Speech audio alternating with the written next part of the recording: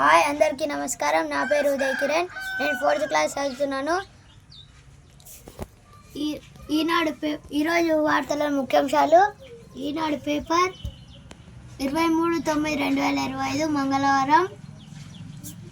సమ్మక్క సాగర్కు ఛత్తీస్గఢ్ సై.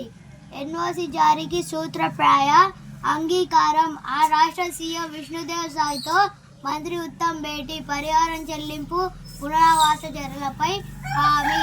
Chhattisgarh CM Vishnudev సాయ్కి జ్ఞాపిక అందజేస్తున్న నీటిపారుదల శాఖ మంత్రి ఉత్తమ్ కుమార్ రెడ్డి. సుదీర్ఘకాల సమస్యకు పరిష్కారం ఉత్తమ్ కుమార్ రెడ్డి. ఛత్తీస్గఢ్ సీఎంతో భేటీ అనంతరం ఉత్తమ్ కుమార్ రెడ్డి మీడియాతో మాట్లాడారు. మా ప్రతిపాదనపై సానుకూలంగా స్పందించినందుకు ఛత్తీస్గఢ్ సీఎం విష్ణుదేవ్ సాయ్కు ధన్యవాదాలు. సుదీర్ఘ కాలంలో ఉన్న సమస్య పరిష్కారం దిశగా ఇది గొప్ప అడుగు. ఆ రాష్ట్రంలో భూసేకరణ, పరిష్కారం, పునరావాస బాధ్యతలను పూర్తిగా తీసుకుంటామని భరోసా కల్పిస్తూ ఓ పత్రం అందజేశాం. ప్రాజెక్టుకు కేంద్ర జల సంఘం నుంచి తుది ఆమోదం లభించాలంటే ఛత్తీస్గఢ్ ఎన్ఓసి తప్పనిసరి.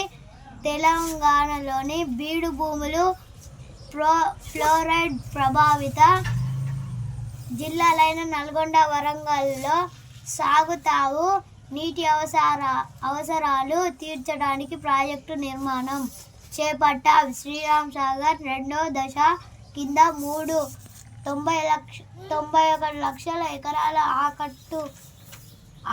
ఆయకట్టుకు దీని ద్వారా నీళ్ళందుతాయి. రామప్ప పాకాల లింక్ కాలువ కింద 26,000 ఎకరాల కొత్త ఆయకట్టుకు సాగునీరు అందుతుంది. వరంగల్, సూర్యాపేట, మహబూబాబాద్, జనగామ, ఖమ్మం, నల్గొండ జిల్లాలకు సాగునీటి భరోసా లభిస్తుంది. ఈ ప్రాజెక్టు కింద బ్యారేజీతో పాటు 3 పంపు హౌజ్లు, 90 కిలోమీటర్ల సొరంగాలు, కాలువలు కూడా ఉన్నాయి అని ఉత్తమ్ కుమార్ రెడ్డి పేర్కొన్నారు.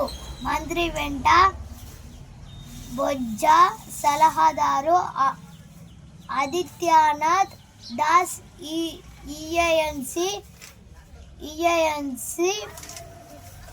అంజద్ హుస్సేన్, సంయుక్త కార్యదర్శి శ్రీనివాస్, ఓఎస్డి